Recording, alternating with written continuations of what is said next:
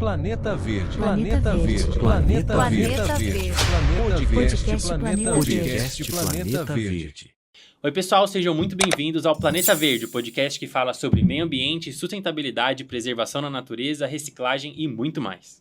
E como ninguém protege o que não conhece, aqui a gente acredita que o primeiro passo é informar para depois agir. E esse é o nosso propósito, levar a consciência ambiental até você. O Planeta Verde ele tem duas frentes. O podcast é um espaço para conscientização e educação ambiental. E para a gente agir, a gente não vai ficar só dentro do estúdio. A nossa ideia é plantar 1000 árvores por mês. E a gente conta com a ajuda de todos vocês que estão assistindo e também dos nossos convidados. E hoje nós temos a honra de receber Lucas Longo, biólogo, ilustrador, especialista e mestre em conservação da natureza.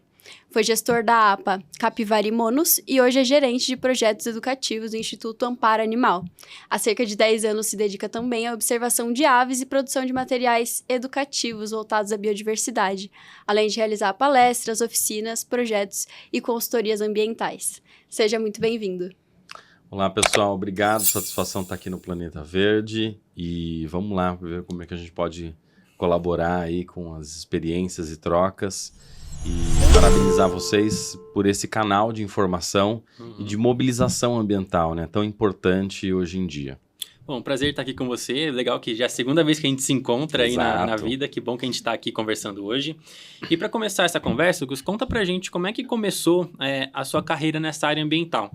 Desde que você começou a estudar já era isso? Ou você teve uma mudança, uma virada? Como é que foi esse começo? Bom, eu tenho pais... privilegiado por ter pais que sempre investiram, não só em mim, mas assim, nos meus irmãos, naquilo que a gente começava a gostar e admirar. Então, essa atenção ao que a gente gostava sempre foi subsidiado e incentivado pelos nossos pais. E eu tive um avô... vovô Nelson de Souza Rodrigues, um agrônomo da Exalc, da turma de 1948, lá da Exalc, em Piracicaba, que além de ser um agrônomo, já era um naturalista. Naturalista é aquele que tem um olhar, né, de identificação, de organização e de compreensão e reflexão sobre a natureza gigantesco, sobre todas as formas de vida. Sim. E eu, como primeiro neto, né, fui abençoado por ter uma convivência desde cedo com ele, que também era taxidermista, plantava muitas árvores, né? Um exemplo. Lutava, era um ambientalista que mobilizava Piracicaba em torno das questões dos rios, né, dos recursos hídricos. E esse ambiente nutritivo, né, esse caldo primordial, vamos dizer assim, foi e fez uma diferença enorme para que eu cada vez mais fosse conhecendo a natureza. E desde cedo nunca tive dúvidas, né, de que era a biologia que eu gostaria de seguir e entrar como mais do que uma profissão, né, como uma filosofia de vida, como um olhar do mundo, né. Então essa... a vivência, né, com pais, avô, família, e depois, a partir daquilo que eu investia, né, da atenção e dos estudos que eu tive, foram fundamentais para que hoje eu estou aqui com vocês, né, por conta desse olhar, né, e claro, né, por uma experiência também de ter passado por diferentes ambientes e situações, né, que também ajudaram a moldar a minha visão como biólogo, ambientalista e conservacionista, né? Que é algo que quanto mais a gente trabalha, estuda e conversa com pessoas da área, a gente vai moldando, né? Porque a gente tem crenças que quando a gente vê a realidade daquilo no trabalho, tudo muda, né? Exatamente.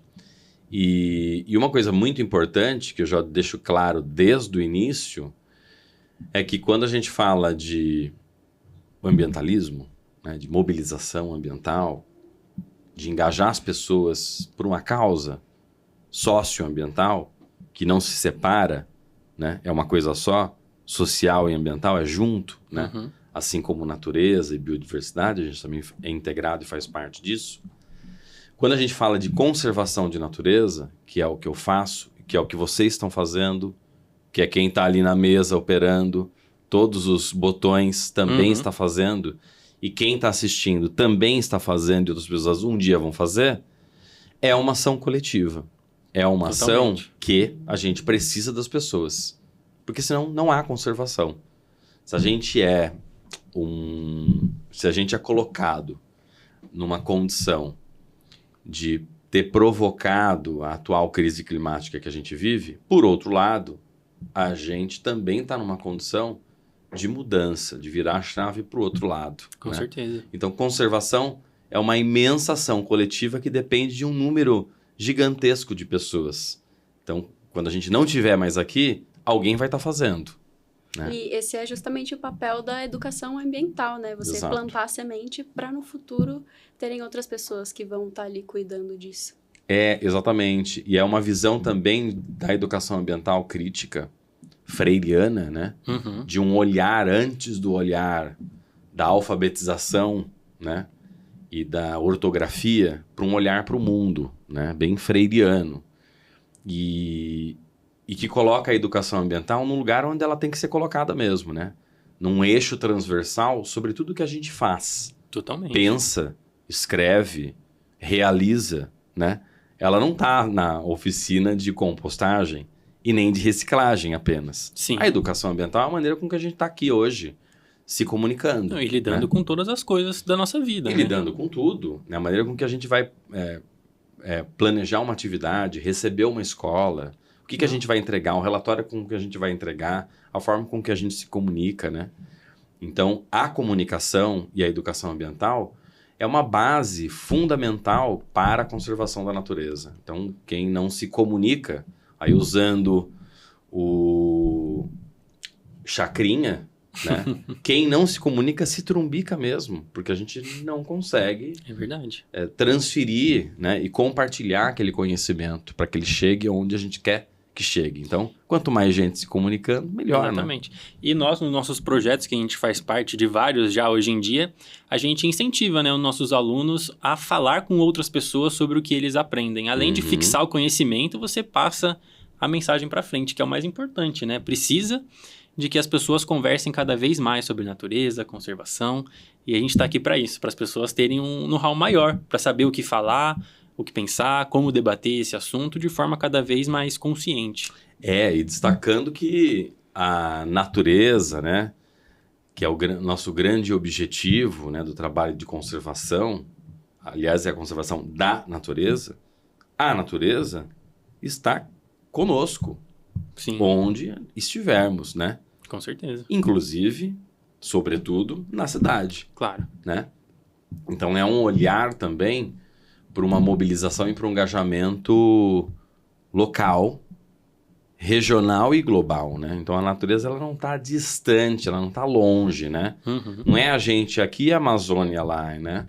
Sim. Não é a gente aqui e o Pantanal lá. Não, é a gente aqui na cidade de São Paulo, onde tem Mata Atlântica e onde tem Cerrado, né? Exatamente. Então, é na nossa rua, é na nossa praça, no canteiro central, na área verde, no espaço livre, né?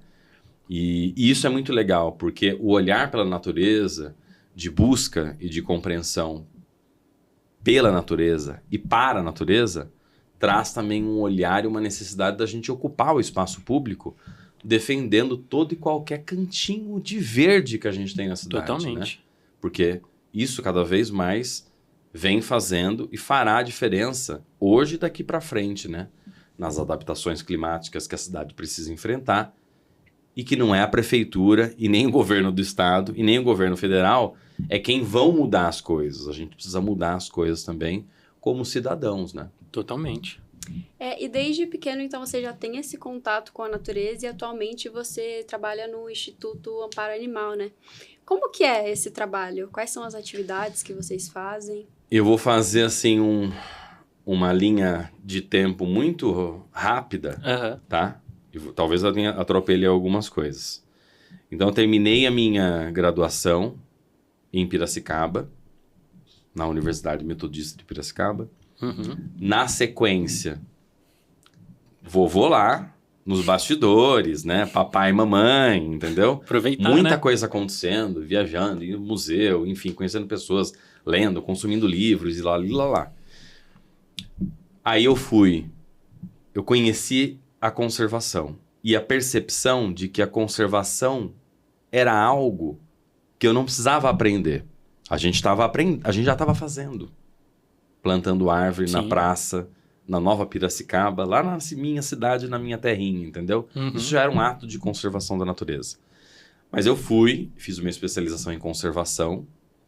Na sequência, emendei para um mestrado na Exalc, na USP, né, na Escola Superior de Agricultura Luiz de Queiroz, na área de florestas e na área de fauna silvestre, manejo de fauna silvestre, mais especificamente com passarinhos, com aves. Naquele momento, levantamento de espécies, de empreendimentos, minerações, não precisava levantar quais são as espécies estão lá, se o empreendimento podia expandir ou não, qual era o risco. Então, em empresas de consultoria. E aí, em paralelo, uma vontade de se comunicar e de ensinar aquilo que eu tinha já acumulado. E um desejo de ir para a escola. Aí fiquei um tempo trabalhando em escolas particulares e públicas. E na sequência, fui lá trabalhar, aí já aqui em São Paulo, tanto a escola quanto a experiência de ter trabalhado num centro de tratamento e recuperação de animais silvestres, um CETRAS. Sim. Qual CETRAS? O do Parque Ecológico do Tietê, o CRAS PET, né? Que perto da gente, inclusive, na Zona Leste. Aí foi uma experiência lá, voltei, me dediquei também, aí comecei a me dedicar à vida acadêmica, pós-graduação, dando aula, e lá. E aí fui para o sistema público, estadual e depois municipal, que foi o último, onde eu fiquei 10 anos.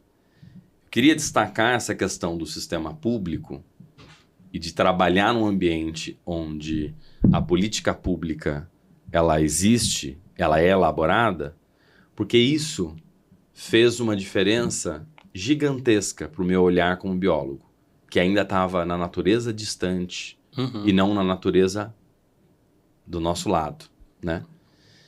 E ter trabalhado nas regiões periféricas da cidade, mais ainda, né? Porque eu fui conhecer diferentes realidades, né? E que os conflitos socioambientais muitas vezes estavam associados à falta de serviços públicos básicos que as regiões periféricas continuam não tendo. E muitas são grudadas em áreas de preservação ambiental ou às vezes no meio da floresta, né? Exatamente.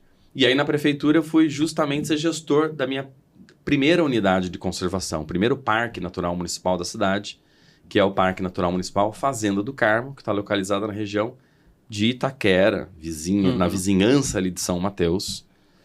Uma ilha, né? Uma ilha verde na cidade. Uma ilha verde na cidade, na região mais populosa da cidade, né? Dos 12 milhões que a cidade tem, 4 milhões vivem na zona leste da cidade de São Paulo, né? Então, um desafio e uma interação direta, né? Onde termina a comunidade, tem um gradil, começa... Sim. O remanescente da Mata Atlântica. E que, por coincidência, é onde eu trabalho hoje. Né? Olha só. O trabalho muito Nada bem é por feito acaso, lá. né? E realmente, a comunidade que tem ali em volta, ela expande e a gente faz ações de educação ambiental para aquele pessoal saber como lidar com a natureza, porque, às vezes é uma criança, vê uma cobra, acha que é só um bichinho, pode ir lá a cobra picar, ou aparece lá um saroê, ou às vezes aparece coruja, às vezes aparece um gavião, pode aparecer um bicho morto, pode acontecer muitas coisas, né? E a gente tem que ter esse olhar carinhoso com essas comunidades pra gente ir lá ensinar o que é o certo de se fazer, né? E é legal você estar falando isso, porque assim, esse reconhecimento, porque assim, o gestor público, o gestor da unidade de conservação, no caso, eu estava como gestor do Parque Natural Municipal, primeiro Parque Natural Municipal da cidade, né? Ele tem que ter um reconhecimento daquelas comunidades que estão ali, que já estavam antes da unidade ser criada. Sim. muitas vezes não estavam e chegaram. Por quê? Pela falta de política pública. E não dá para simplesmente reprimir o avanço de uma comunidade como essa sem uma compreensão do porquê que elas estão lá. Ao mesmo tempo, a comunidade, ao ser reconhecida, facilita a compreensão de quem está lá na unidade de conservação. Totalmente. Então a comunidade passa a entender ao ser reconhecida. Normalmente isso não acontece, né? Sim. O que acontece é, passe-se o trator, retira todo mundo lá, bala de borracha, gás de pimenta, entendeu? Então a relação com a unidade de conservação fica sendo essa. Já saí daqui, né? Então a minha nunca foi. E só para o pessoal que está assistindo a gente, quiser saber um pouco mais sobre a APA do Carmo, que é onde você está falando que tem essas comunidades, a gente entrevistou o Gustavo, que é o gestor da APA, então tá no nosso canal também, se vocês quiserem mais informações. Você também conhece o Gustavo, né, que é o nosso colega. Conheço, e o Gustavo, assim, foi super importante, né, para o meu amadurecimento, porque ele já estava lá como gestor da área de proteção ambiental. Que é o espaço inteiro, né? Parque Fazenda do Carmo. Só para as pessoas entenderem, as unidades de conservação, elas são de duas categorias, né? A de proteção integral, que é a categoria mais restritiva de conservação, onde a educação, a pesquisa científica, o turismo de natureza, ele pode ser realizado. Mas o uso direto do recurso natural, não. Agora, a APA, que é uma unidade de conservação de uso sustentável, o uso do recurso natural ele pode ser usado diretamente. Então, eu uso a água, eu uso o ar, eu posso produzir alimentos. Então, é uma dinâmica em que a unidade de conservação tem, por exemplo, dentro dela, um uso público, muitas vezes tem comunidade, tem gente morando. Sim. No Parque Natural Municipal, que é proteção integral, não por um motivo simples, porque ali é onde a gente tem um remanescente mais próximo de um grau primitivo, né, do que sobrou de Mata Atlântica, ou de Cerrado, ou de qualquer outro bioma quando a gente olha para outros cantos do Brasil, né? E o Gustavo já estava lá. Então eu cheguei assim com uma visão ainda muito limitada, talvez, da conservação, mas com uma necessidade de um olhar comunitário para o entendimento daquilo que eu fazia e da presença das pessoas. Uhum. E aí, esse olhar de cidade e de pessoas, e de que pessoas fazem conservação, não importa quem elas sejam, não importa o grau, se elas têm estudo ou não têm, foi completamente fundamental para o meu olhar atual de conservação e para o meu olhar urbano, né? Dentro disso, então você aprendeu mais o que é a biodiversidade que tem nesses espaços, né? Você pode explicar para a gente qual que é a sua visão sobre o que a biodiversidade representa a partir do momento que você começou a ter mais contato com isso no dia a dia? Eu diria assim, eu entendi. Sim, eu passei a olhar a biodiversidade da cidade com a maior atenção. Mas eu diria que essa experiência no Parque Natural e posteriormente na APA Capivari Monos, no extremo sul, que essa foi a primeira unidade de conservação criada na cidade, o que elas mais me trouxeram de experiências, de bagagem, foi o olhar das relações humanas dentro de ambientes onde as unidades de conservação existem. Sim. Mais do que a biodiversidade, mas muito mais. Porque eu passei a entender que o recurso humano e o reconhecimento das pessoas que estavam lá era a grande estratégia da gente promover a conservação. Não de quem vai lá uma vez por semana, entendeu? De quem mora lá, né? Então, isso tudo, e claro, a relação dos conflitos urbanos, né? Das relações humanas, dos conflitos socioambientais, trouxeram a necessidade de um olhar mais atencioso para a cidade. Totalmente. Né? Que tem várias realidades, né? Você comentou desses conflitos. Na sua opinião, qual que é a maior dificuldade para a conservação da biodiversidade urbana? Eu acho que ainda é. E aí isso vale... se a gente pensar assim, para a gestão pública, seja ela municipal, estadual ou federal, é ainda aquilo que a gente estava falando, de um reconhecimento das comunidades, do valor das comunidades, da importância delas, do porquê que elas estão ali. Por quê? Injustiça climática ceifa a conservação da natureza. Totalmente. Não há conservação com injustiça climática. Há conservação com justiça climática. E o racismo ambiental, muitas vezes, ele está lá, inclusive estabelecido em políticas públicas. Por que que ele está lá? Pô, mas não é um contrassenso? Claro que é um contrassenso. Porque nem sempre a política pública, ela... Isso foi um aprendizado de ter passado por sistema público, tá? Uhum. De olhar, pô, é importante a política pública. Porque às vezes ela está sendo pensada não de um modo participativo, em conjunto com a comunidade. Ela está sendo pensada dentro dos gabinetes, para depois ser estabelecida nas regiões periféricas, sem consulta, ou com uma consulta muito ruim, né? Ou enviesada. Então, eu diria assim, que ainda é um olhar de injustiça climática, da falta de justiça climática e de racismo ambiental, porque a gente olha assim, regiões periféricas, as pessoas têm que ocupar essas áreas de risco, os mananciais, não estão ocupando lá porque querem, né? É por uma falta, por uma coisa muito antes, né? Pela falta de políticas públicas. Totalmente. E uma visão que é estabelecida também de que quem está nas bordas, né? Tá ali justamente para ocupar. E evidentemente que quem está nas regiões periféricas muitas vezes também encontra vantagens para justamente utilizar o sonho das pessoas de morarem num lugar em que elas possam criar suas famílias e tudo mais.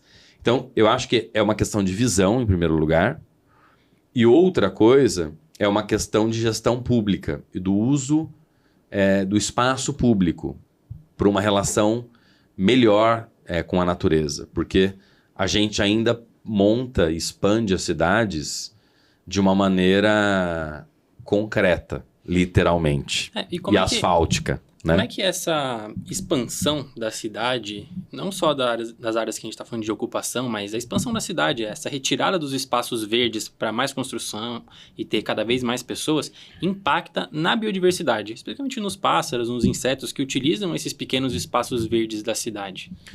Tá. E aí uma coisa importante também falar, antes de te responder, eu tive o privilégio de acompanhar o desenvolvimento e a elaboração dos planos verdes da cidade de São Paulo. Então, os planos de manejo? Não os planos de manejo, os planos de políticas públicas estabelecidas para a natureza na cidade de São Paulo. Então, a gente tem o Plano Municipal de Conservação e Recuperação da Mata Atlântica, a gente tem o Plano Municipal de Arborização Urbana, a gente tem o Plano Municipal de Áreas Verdes, Espaços Livres, de Áreas Protegidas. A gente tem o Plano Municipal de Áreas Prestadoras de Serviços Ambientais. A gente tem o Plano Clima, né, de mudanças climáticas. E a gente tem esses planos, eles servem justamente para que a cidade, hoje, continue exercendo a sua função, mas crescendo com um olhar para a natureza e para a conservação da natureza. Então, esses planos todos estão escritos e eles foram debatidos com as comunidades, inclusive as periféricas, né? Foi um processo participativo que de fato ocorreu. E tem que ser assim. E tem que ser assim. As unidades de conservação, como diz a legislação, aliás, os planos verdes também são um cumprimento disso, tem os seus planos de manejo, né? Cada unidade de conservação é obrigada pelo Sistema Nacional de Unidades de Conservação a ter o seu plano de manejo, que é o seu manual de instruções de como aquela unidade vai se comportar em relação ao contexto onde ela está inserida. Ele quem vai levantar, por exemplo, as características e singularidades de cada unidade de conservação. E ela quem vai estabelecer o programa de ações daquela unidade de conservação. Assim como os planos verdes também têm esses programas de ações, o plano de manejo também tem. Legal. Pois bem, a cidade de São Paulo tem isso à disposição, na mão, certo? Uhum. Agora, fazer com que esses planos e essas ações sejam implementadas, isso é uma responsabilidade dos técnicos da prefeitura e da sociedade civil organizada. Uhum. Que tem que estar sempre de olho, né? Que tem que estar sempre de olho. Afinal de contas, a política pública, ela nasce com as pessoas. Uhum. O poder público vem e desenvolve isso em conjunto e estabelece. Essa é o fluxograma para o desenvolvimento de uma política pública. Quando isso não acontece, e eu não estou falando que não acontece em São Paulo, mas eu também não posso deixar de negar que está ocorrendo um ambiente desvirtuoso Com de certeza. objetivos e de aplicações, né? De propósitos. Porque quando isso não acontece, a cidade se expande, se beneficia o poder e o sistema de poder imobiliário da cidade, Muito, né? os empreendimentos imobiliários. Dá para a gente perceber que a cidade está verticalizando mais As prédios casas- do que árvores. As casas estão sumindo, os prédios estão aumentando e as árvores também diminuindo. E ninguém perguntou pra gente se tudo bem de tirar a nossa paisagem. A gente está perdendo a paisagem da cidade, né? E claro que isso tem uma consequência não só para a nossa saúde, para o nosso bem-estar, a gente vai ficando com áreas de sombra, com mais ilhas de calor, né? E com perda de áreas verdes, porque os prédios estão subindo e os empreendimentos também estão subindo. Agora, para a biodiversidade, que foi se adaptando à cidade, porque a biodiversidade já estava aí. Sim. A cidade foi crescendo, antes era uma vila, né? Vila de Piratininga, e depois foi crescendo. A partir do momento que ela vai crescendo, aquela biota, aquele grupo de animais que vivem ali, vão se adaptando, outros não se adaptam, há extinção local, Uhum. há fuga, né? Os bichos saem, outros A gente ficam. não pode chamar de migração, né? Quando um humano chega, interfere naquele espaço e os animais saem de lá. Isso não é uma migração dessas espécies, daí né? seria um comportamento assim natural, né? Mas De não é um o caso, comportamento, não seria o caso. É uma pressão antrópica mesmo, né? Uhum. que causa um abalo naquela população que já está ali Totalmente. estabelecida, né? Claro que tem espécies que têm essa dinâmica de migração regional, né, ao longo do ano. Outras vêm de um hemisfério e vai para o outro. Uhum. Não é esse bem o caso. E a partir do momento que a cidade começa a beneficiar carro, asfalto e concreto, essa área verde vai diminuindo. A gente está recuperando isso na cidade de São Paulo, Uhum. né? A cidade de São Paulo tem pouco mais de 30% de ambientes associados à Mata Atlântica ainda na própria cidade, né? E isso, assim, quando a gente fala isso para as pessoas, você fala assim, caramba, não sabia que tem tudo isso. Mas, ao mesmo tempo, tem um contexto de perda de áreas verdes. E cada área verde, ela vai funcionar como um trampolim e um refúgio para a biodiversidade ao longo do ano. A biodiversidade que vive na cidade e a biodiversidade que chega na cidade dentro do seu processo migratório. Sim. Então, cada área verde ela vai funcionar como um refúgio de alimentação, de reprodução, de descanso. Às né? vezes é o ponto de parada, né? Às vezes um passarinho, ele passa lá pelo Brás e depois ele vai até a Zona Leste, mas tem a Ilha Verde lá, que a gente trabalha, que é a Horta das Flores, que o passarinho para lá para dar uma respirada, beber uma água, comer uma Também frutinha. a importância dos corredores verdes, né? A gente teve, inclusive, queria questionar sobre justamente o investimento desse modelo rodoviarista de transporte individual mesmo, se isso afeta a biodiversidade, se a gente passasse para um modelo coletivo, se não seria algo com bem menos impacto. Com certeza seria, né? Mas assim, o asfalto e o petróleo acabam ainda imperando, né? Se a gente pensar assim, que não houve Totalmente. uma decisão satisfatória na COP30, né? Em relação aos combustíveis fósseis, é bom lembrar que o asfalto é feito de petróleo também, né? Então, o peso político do asfalto pesa ainda nas decisões, né? Ao ponto de, não, tem que ser asfalto. E o asfalto, ele traz acessos, né, facilidades, mas ao mesmo tempo traz consequências, né? A cidade de São Paulo ainda tem um modelo de desenvolvimento associado ainda ao concreto, né? Então, aquela visão que a gente vem olhando agora, das cidades esponja. Claro que a cidade, nos últimos 15 anos, tem iniciativas espalhadas por vários lugares da cidade. Sim. O Parque Ticoatira, por exemplo, é um deles, né? É um parque linear que, pô, caramba, né? A iniciativa de uma pessoa, né? Se você quiser saber mais também sobre esse parque, Vamos foi dando nosso umas primeiro deixas. programa aí com o Hélio. Tem um monte de iniciativas, né? Sim. E não só as áreas verdes, assim, os corredores de arborização urbana e os corredores verdes urbanos, né? Que interligam áreas verdes centrais no meio da cidade, né? Não necessariamente só centrais, mas assim, áreas verdes, parques, entre um parque e outro, são soluções baseadas na natureza, além dos jardins de chuva, né?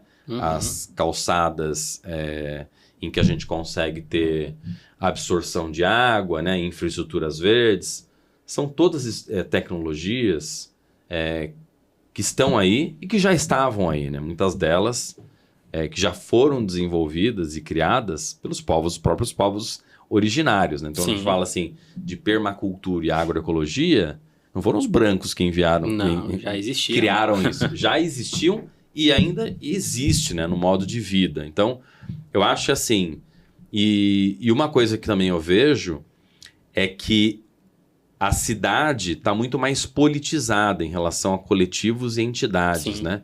Hoje tem coletivos e entidades que olham justamente para o avanço da cidade, ajudando a demandar tudo isso, né? Então, a cidade, ela vai crescendo e ela não pode suprimir as áreas verdes. Outra coisa são os recursos hídricos da cidade, né? Os corpos de água, né?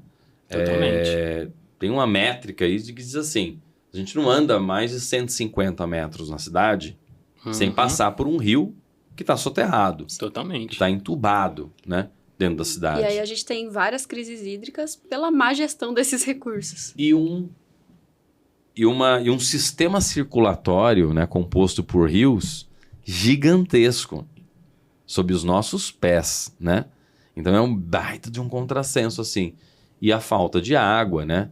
E a crise climática, né? A gente não fala mais de mudança climática porque a gente está num momento de crise climática que demanda para a gente uma adaptação dentro de uma urgência climática que já está estabelecida. Totalmente. Né? E dentro desse contexto, você já ouviu falar no BNG, que é o Ganho Líquido de Biodiversidade? É um projeto que tem Vou usar minha colinha aqui, porque é uma questão grande, né? O BNG, ele é uma lei inglesa que obriga qualquer novo empreendimento ou construção civil a deixar o local mais rico em biodiversidade, mais do que antes da obra, né? Então, tipo, aqui a gente tem aquele que você tira uma árvore e planta 10. Lá seria compensação a biodiversidade no geral mesmo. Tipo, essa é uma iniciativa que acontece na Inglaterra e poderia ser implementada aqui, né? A gente queria saber o que você acha desse tipo de iniciativa e se seria possível a gente implementar aqui na cidade de São Paulo hoje. Eu acho totalmente possível e eu vejo assim que hoje a cidade, os coletivos, aquilo que eu acabei de falar para vocês, está num grau de politização e amadurecimento muito maior do que São Paulo já viu, inclusive. A gente tem um monte de coletivo pela cidade inteira, né? Nem sempre, claro, eles são vistos, conhecidos, mas tem várias iniciativas. Por exemplo, eu moro no Butantã, na zona oeste da cidade de São Paulo. Alô, Butantã, estou aqui representando vocês. E eu faço parte lá de um coletivo, Sim. que é o Corredor Ecológico Urbano do Butantã. Tem o seu Hélio do Butantã, inclusive. É um outro Hélio? É um outro Hélio, né? Um senhorzinho matuto que ajudou a criar um coletivo para estabelecer um corredor de árvores para ligar a mata da USP do Butantã com o Parque da Previdência. São duas áreas verdes que a gente tem lá na Zona Oeste. E em conjunto com a Secretaria do Verde e a subprefeitura. Então, quando eu estava lá na Secretaria do Verde, eu participava do coletivo como morador. Agora eu estou fora da Secretaria do Verde, eu participo do coletivo como um morador, né? Mas eu acompanhei isso. E é uma iniciativa, e essa não é a única iniciativa da cidade, tá? Tem o da Vila Mariana também, na Zona Leste também tem um monte. Zona Sul tem um monte de coisa, gente. Mas eu destaco essa iniciativa porque, assim, é uma ideia que surgiu dentro de uma subprefeitura, dentro do CADES, que é um conselho que cada subprefeitura tem. Então, alô, você que mora no seu distrito ou no bairro, procure saber das reuniões do CADES da sua subprefeitura. Porque são reuniões que existem para dialogar sobre o desenvolvimento urbano e ambiental do seu bairro, da sua região. Isso foi legal porque, assim, aconteceu e está acontecendo. Foi feito uma primeira linha, um primeiro eixo, já fizeram um segundo eixo, estão pensando agora no terceiro eixo. Então, essa iniciativa, por exemplo, BNG, mais a do corredor, mais a que o seu Hélio, por exemplo, aqui do Ticoatira, ajudou a implantar e que engajou também pessoas, são iniciativas que estão aí à disposição. Falta, na minha opinião, a gente demandar do poder público e ocupar o nosso espaço dentro do poder público para essas coisas acontecerem. E, claro, um olhar também do poder público para a realização dessas coisas. A gente ainda vive um modelo muito paternalista, né? Da gente aguardar que a prefeitura e que o governo do estado e que o governo federal faça as coisas para a gente. Mas não há qualquer possibilidade de coisas que mexem com o modo de vida das pessoas, com bem-estar e com saúde, aconteçam. A gente precisa das pessoas, assim como a gente precisa do poder público. Totalmente. Então, não é nem as pessoas sozinhas e nem o poder público sozinho. Se a gente une esses dois ambientes, essas duas condições, a gente promove uma política pública na cidade. Sim. Ou implementa ela, entendeu? E olha que a gente... eu sou biólogo, né? Então eu falo... Por isso que eu falei assim, eu falo muito mais das pessoas e da importância, capacidade que as pessoas têm do que dos bichos em si, né? E diante dessa preocupação global, crescente, referente ao meio ambiente, à crise climática, qual que é a sua perspectiva para o futuro? A perspectiva do futuro passa pelo engajamento e pela mobilização das pessoas. Hoje eu dedico o meu tempo, e eu vou falar do trabalho da Ampara, claro, mas assim, trabalhando ou não na Ampara, estando na Secretaria do Verde ou não na Secretaria do Verde, né? Mas assim, eu dedico todo o meu tempo no engajamento das pessoas. Como é que eu engajo as pessoas? Levando informação, divulgando a natureza, entusiasmando e inspirando as pessoas através dessa relação bonita e que não tem volta com a natureza. Porque a partir do momento que a gente faz isso, a gente engaja, mobiliza, inspira e as coisas acontecem. Então, tá mostrando umas imagens suas. Não há possibilidade, então, justamente nesse tipo de engajamento aqui. Então, inicialmente, eu comecei a trabalhar com observação de aves. Aí você me pergunta assim, mas você é um observador de aves? Não sou um observador de aves. Eu sou um observador de natureza. Porque a ave, ela me dá uma ajuda. O meu objetivo final não é observar o passarinho. É o que eu vou fazer desse olhar ao passarinho. Onde que ele vai me levar? Só que ele não vai me levar junto. Ele vai me levar com um conjunto de pessoas que vão estar junto comigo. Totalmente. E é isso que é a mobilização social e ambiental. E aí eu faço isso de diferentes maneiras. Usando a arte... a gente viu no seu usando a Instagram que educação. você faz vários desenhos, né? Olha Faço. que bonito. É uma araucária, né? É araucária. E usar a arte, que também é um elemento... Quando eu estou falando arte, não estou falando só da arte desenhada, tá?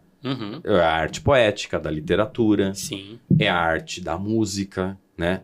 É a arte do corpo. É a arte do desenho também, né? Então, a imagem, muitas vezes, a arte tem um impacto maior do que um conjunto de laudas inscritas. Então, o desenho toca, né? O desenho Totalmente. impacta. E o desenho é um vetor de transformação para a conservação da natureza. Sempre foi. A lontra, Amei. né? Então, e é legal estar falando isso, porque assim, eu falei só do Lucas biólogo, e em paralelo o Lucas ilustrador foi surgindo em conjunto com o biólogo. E eu sempre olhava assim, eu estou muito biólogo, eu não estou valorizando o meu desenho. Aí eu desenhava muito, eu estou menos biólogo. Então sempre foi assim um conflito para mim, porque eu achava que eu tinha que escolher uma coisa e outra. E gradativamente eu passei a entender que eu tenho um veículo de transformação na minha mão, Totalmente. em que eu posso utilizar a biologia, a natureza e a conservação, ajudando a transformar as pessoas, através da educação ambiental ou através do desenho e da ilustração. Então, hoje o Lucas biólogo é o Lucas ilustrador e vice-versa. Ah, É que legal. indissociável. Pô, E bacana. é legal isso, porque normalmente quando a gente é criança, a gente escuta muito o que você vai ser quando crescer, como se você tivesse que escolher uma coisa, aquela coisa te definisse. E é como a natureza né? Milhares de coisas ao mesmo tempo. Exatamente. E eu acho que esse olhar também vem muito da nossa compreensão não mais compartimentalizada em bloco, em caixinha das coisas, sabe? Totalmente. Fauna e flora, né? Então- Educação e biologia, entendeu? Não existe mais isso. E é uma coisa que há muito tempo atrás já se fala, né, com o Humboldt lá, que é um biólogo muito famoso, um naturalista muito famoso, que ele criou esse conceito, né, de a natureza não existe separada uma da outra. Tudo precisa de tudo para funcionar. E a gente tem que reviver isso, porque parece que foi se perdendo. E é estranho a gente ver que isso realmente acontece, né? Porque se há anos e anos, séculos, já se fala dessa conexão e a gente até hoje ainda não entendeu. A gente não entendeu, né? E a natureza tá lá falando. Ela tá o tempo todo falando da natureza. Mas nem é todo mundo que ouve, né? A gente precisa ouvir a natureza. Então, esse olhar sistêmico, e aí eu aproveito para falar o seguinte: e a minha experiência dentro do Instituto Amparo Animal, que é uma organização que tem 15 anos, a maior organização do Brasil, hoje, de proteção e bem-estar animal. E seu cargo lá dentro é qual mesmo? Eu ocupo o cargo de gerência de projetos educativos. Que legal. Olha a educação ambiental Pô, aí, bacana. né? Então, quando eu olho para isso, eu falei assim, caramba, olha só que lugar estratégico para a Totalmente. gente promover conservação, mobilizar as pessoas. Mas uma coisa não tinha ainda caído a ficha para mim. Por mais que eu soubesse, sempre tive animal doméstico, já adotei bicho também, tenho 2 gatos adotados. Era a associação do impacto que o abandono de um animal doméstico, de um cão, de um gato, faz para a saúde ambiental Sim. e para a saúde humana. E para a própria saúde do animal que está sendo abandonado. Que é o modelo de saúde única. Não se fala em outra coisa. Por quê? Porque a saúde ambiental, a saúde animal e a saúde humana estão conectadas, interligadas. Totalmente. Então, quando uma rui, né, se perde, se impacta, a outra vai receber uma consequência disso. É o ecossistema. E isso gira dentro de um ecossistema. Não importa se é o ecossistema da Amazônia, lá do interior da Serra do Mar, dentro da cidade. Sim. A cidade é um ecossistema, Totalmente. onde as pessoas estão inseridas, onde os bichos estão transitando e onde a gente tem um impacto direto nessa nossa saúde. A própria conexão com a natureza, todo mundo sabe, né? Mas hoje a gente tem um conjunto já gigantesco de dezenas e dezenas e dezenas, centenas, milhares de projetos de pesquisa apontando que, por exemplo, a conexão com a natureza desde cedo reduz de 30%, 50% as chances de problemas psicológicos na idade adulta para uma criança. Eu já vou puxar isso que você está falando para a sua relação de paternidade. A gente viu que você é pai de crianças. Seria legal você falar para a gente como é que você vê essa questão de introduzir a natureza na vida de uma criança desde cedo. Você leva os seus filhos no parque, leva ele para ver os passarinhos. Assim como foi no seu caso, né? Que desde pequeno já ter essa interação, a importância disso. É verdade. Então é mais um destaque assim, eu tive pais e mães e avó que sempre me deram oportunidade para esse contato com a natureza desde cedo. Sim. Né? E naturalmente eu passei a exercitar esse hábito que virou um cotidiano a partir do momento que eu tive os meus 2 meninos, né? Então eu tenho o Guilherme, de 11 anos. Oi, Gui. E o Leonardo, de 8. Oi, Léo. Tudo bem? Tô aqui. Papai tá aqui falando de vocês. E isso é uma responsabilidade também, né? Como pai. Claro, que tem a questão aí do Lucas, biólogo, mas assim, especialmente como pai de 2 meninos, de 2 homens que começaram a ser educados e que educação que a gente passaria a fomentar dentro do nosso ambiente familiar para essas 2 crianças. Sim. Que um dia vão ser 2 adultos, vão ser 2 profissionais, né? Que eles vão escolher. Mas uma coisa é certa, que eles tivessem essa conexão com a natureza da maneira mais natural possível, né? E eles têm os 2 isso. São 2 crianças extremamente curiosas, são legal. as referências na escola. Quando aparece um bicho, chama o Gui, eu chamo o Léo, que eles já vão saber. Não, essa aranha, tudo bem, essa aranha não faz muito mal, né? Não, aquela ali é melhor não mexer. Não, essa lagartixa, essa taturana não queima. Aquela lagarta, calma, pode ser que queime, né? Então, olhar isso e saber que a gente atuou, né, de uma maneira bonita, gradativa e natural, né, sem forçar absolutamente nada essas crianças, e saber como que elas estão hoje conduzindo esse olhar para a natureza, é fantástico. Então, assim, se a gente encontra uma árvore frondosa, a gente já quer logo subir nessa árvore, né? Então, eles não trocam subir em árvore por ficar jogando joguinho no celular. Que né? bom. Eles também jogam, mas também tem esse hábito. E durante a pandemia, todo mundo ficou aprisionado, sem ter relações pessoais, Sim. né? Então, a exclusão social foi uma exigência, inclusive, dos órgãos de saúde, né? Sim. Mundiais, por conta do Covid, né? E de outras viroses que vieram depois. E essa desconexão social com as pessoas não trouxe só a mim, mas assim, foi muito impactante para mim, porque estava lá na Secretaria do Verde, trabalhando toda semana com pessoas nas regiões periféricas e com natureza. E a gente começou, eu, o Léo e o Guilherme, né? A gente começou a fazer uma busca pela biodiversidade do nosso apartamento, porque a gente não podia nem descer. Caramba. Aí a gente começou a mapear. A gente ia lá, tirava o lustre, olhava aquele monte de insetos secos, né?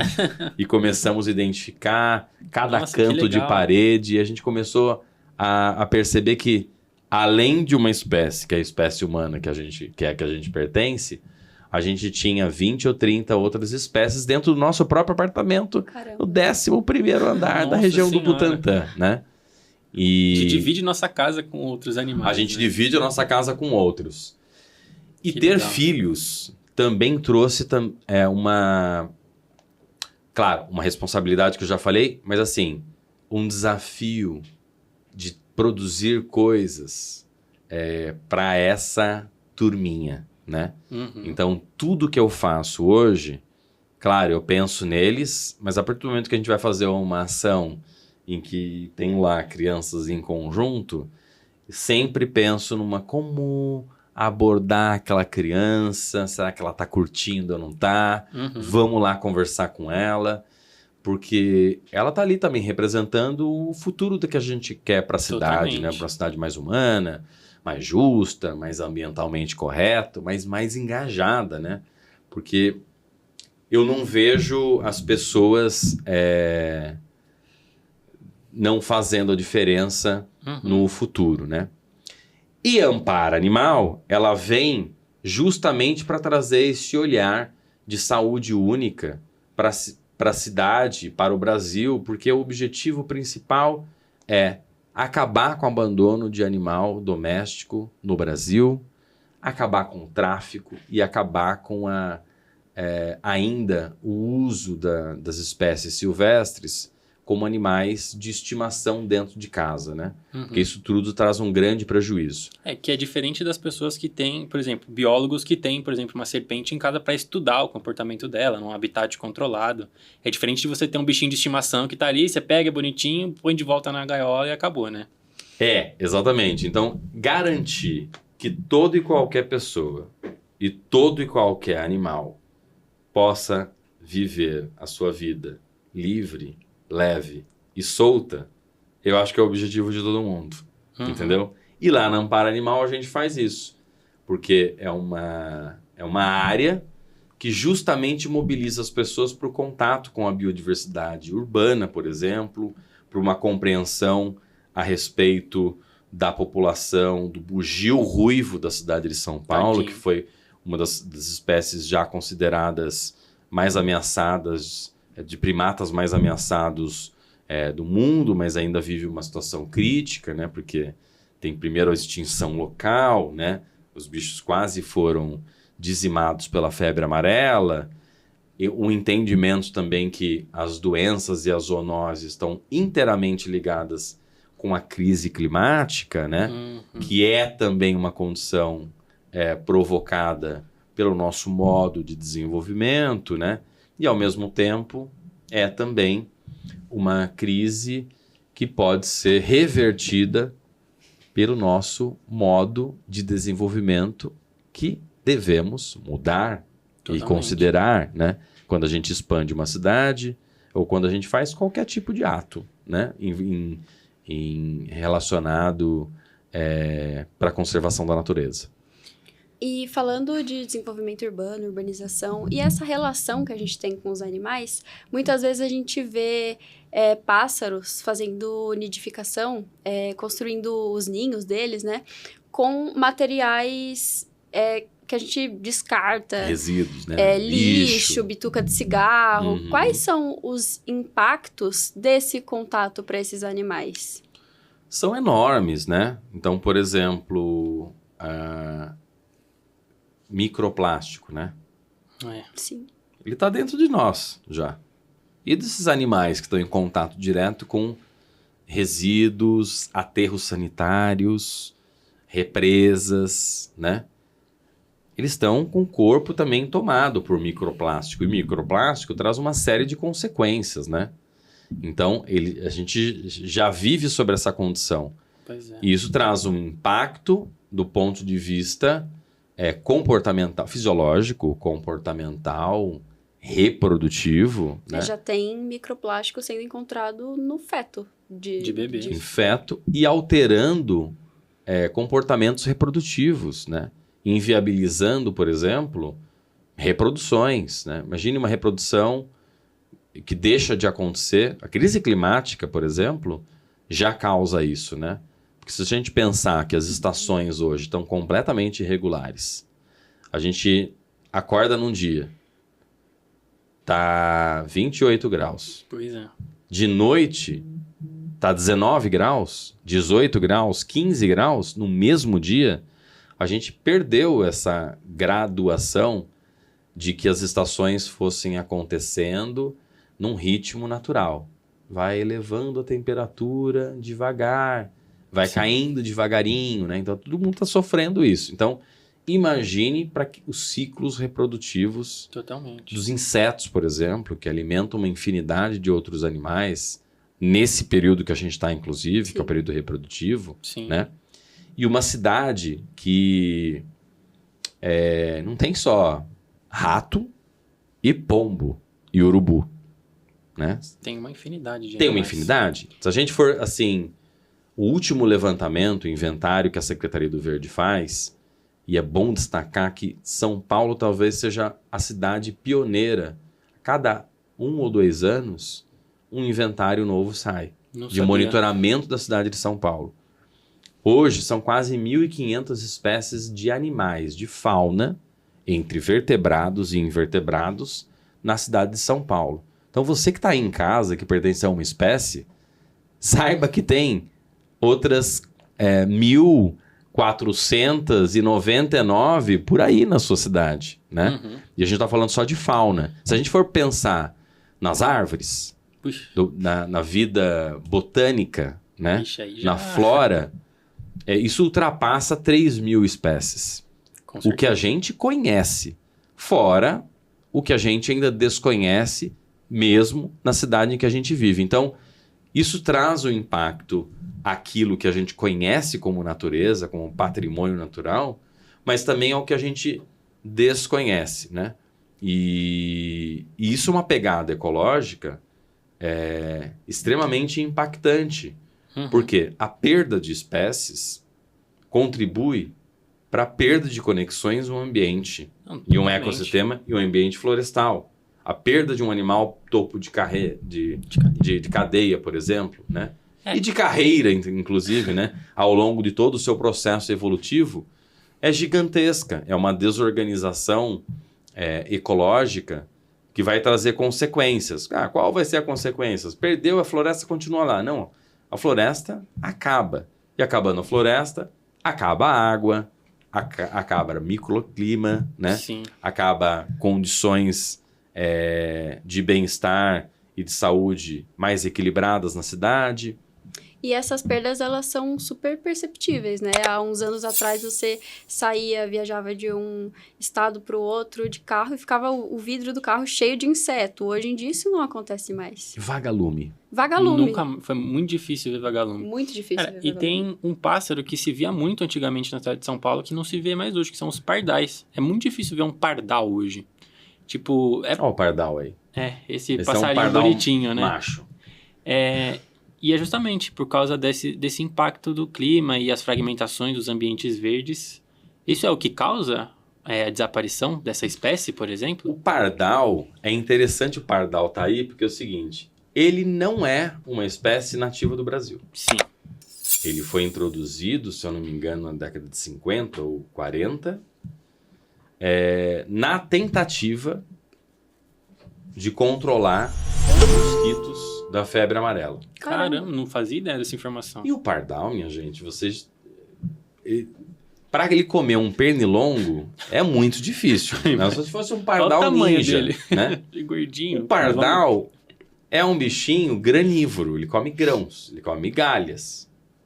E nas cidades ele come tudo que cai no chão, que está em cima das mesas. Sim. Até nos fast foods a gente tem pardal às vezes frequentando. E ele se deu muito bem na cidade de São Paulo e nas cidades. Por quê? Os predadores topo de cadeia foram sendo envenenados. Existe um processo dentro da ecologia de compreensão de que os predadores, eles vão acumulando venenos e metais ao longo de cada nível trófico, cada nível da cadeia alimentar.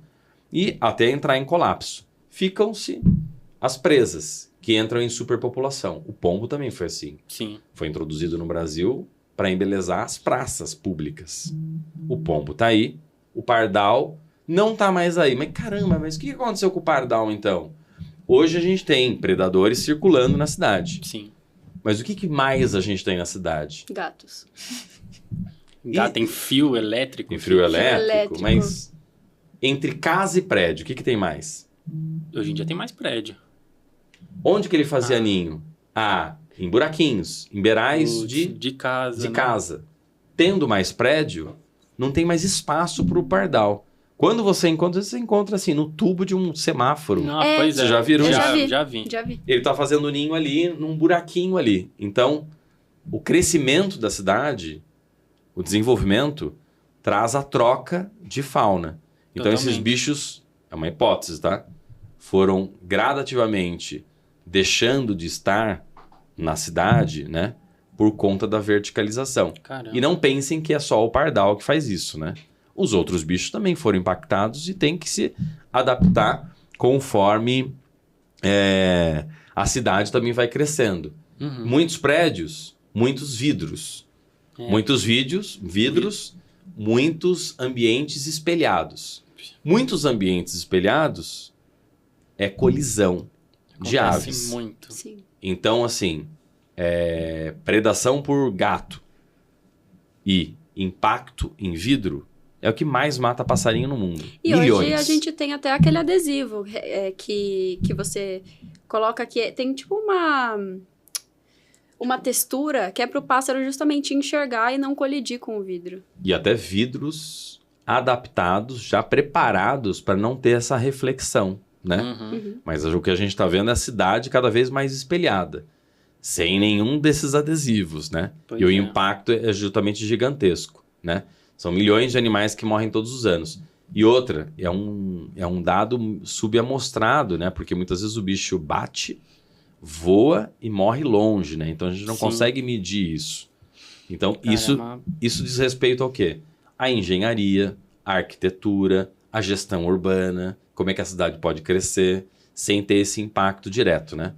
A Ampara, junto com a Secretaria do Verde, construiu um manual, chama Manual da Cidade Amiga da Fauna. Ai, eu sei, é Você tipo sabe? uma cartilinha assim, em PDF mesmo. Isso, em PDF, e lá tem um conjunto de soluções Pra tudo. para que a cidade Caramba. continue sendo cidade, mas de uma maneira mais Sustentável. harmoniosa com a natureza. Então, tá tudo aí. Ai, é linda essa Entendeu? cartilha. Só falta as pessoas ocuparem esses espaços para fazer isso acontecer. Bom, e essa é uma das funções do Planeta Verde hoje. É a gente falar sobre esses assuntos, mostrar os caminhos que a gente pode tomar para a gente chegar nesse momento da cidade, tipo uma cidade amiga do meio ambiente e não inimiga dele, né? Sufocando Então, cada... porque é triste a gente andar pela cidade e ver um passarinho machucado. Pô, eu já vi os psitacídeos, que são os periquitos, verdinho, caído no chão porque bateu a cara no vidro. Nossa, eu fico triste de um jeito que eu não sei explicar. E a gente eu nem sabia que tinha essa cartilha, muito interessante, preciso ler agora.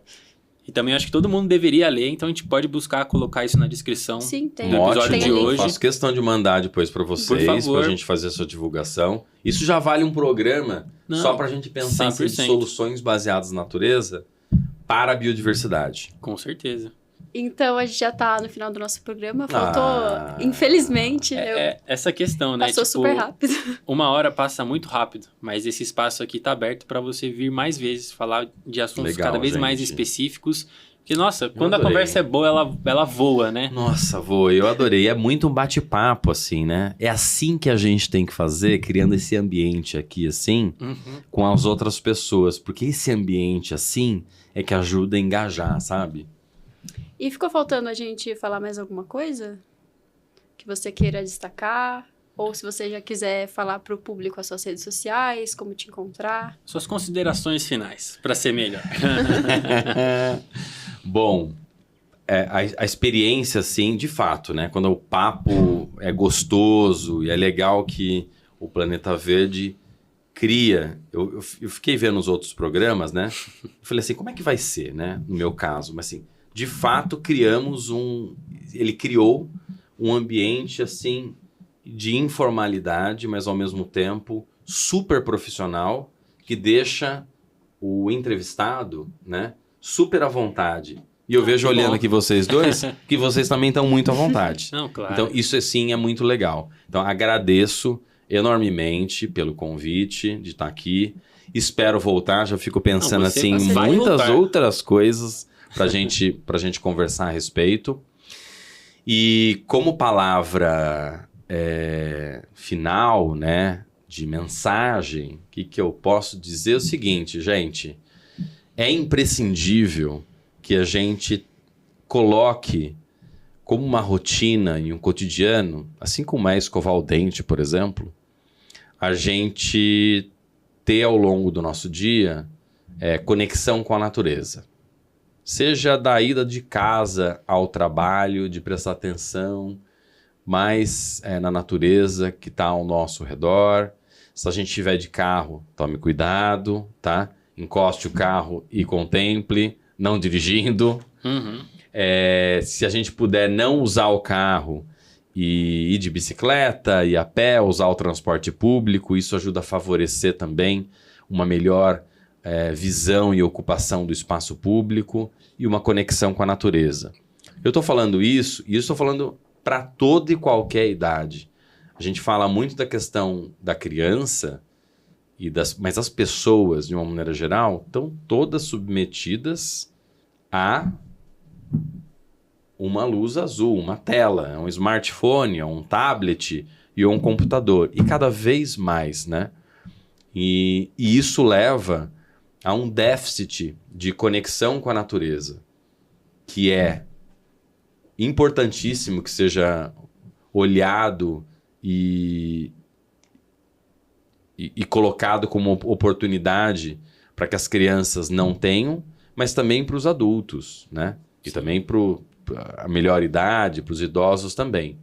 Então, se conecte com a natureza, e a partir do momento busque atividades e eventos que tragam essa promoção. A Secretaria do Verde faz muita coisa bacana, o Instituto Amparo Animal também, mas tem uma série de outros coletivos na cidade que também fazem a mesma coisa. Então, se conectar com a natureza é uma estratégia de adaptação climática.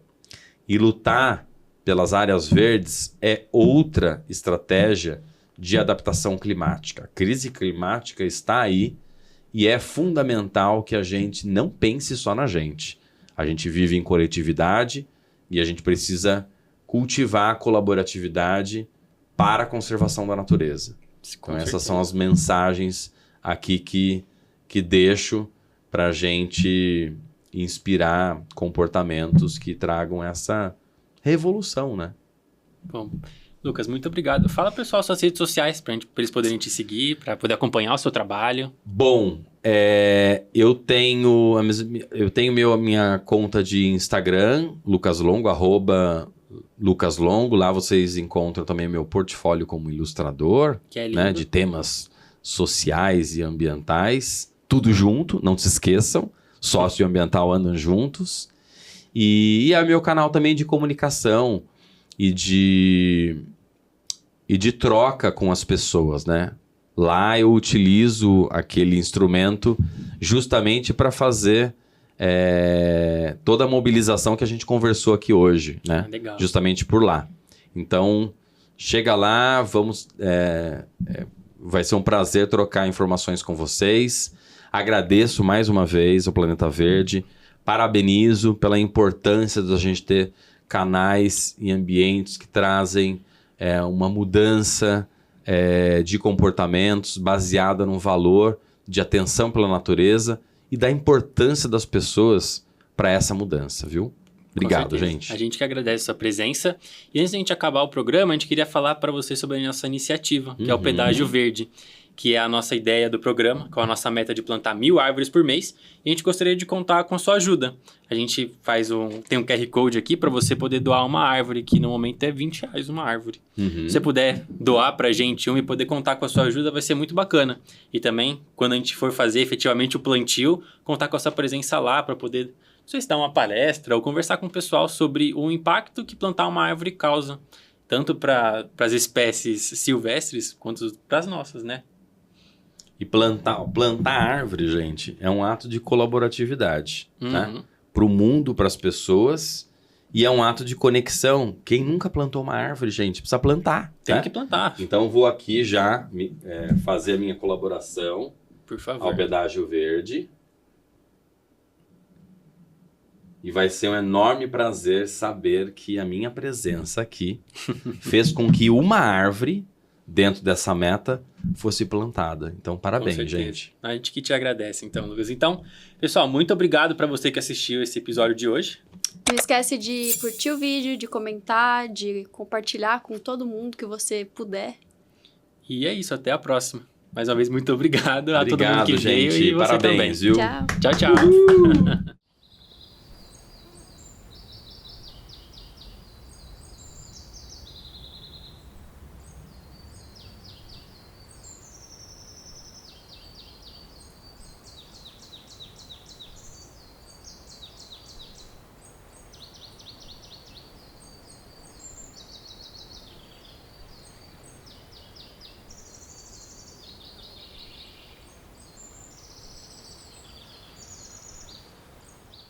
Planeta Verde. Planeta Verde. Planeta Planeta Verde. Verde. Planeta Verde. Podcast Planeta Podcast Planeta Verde.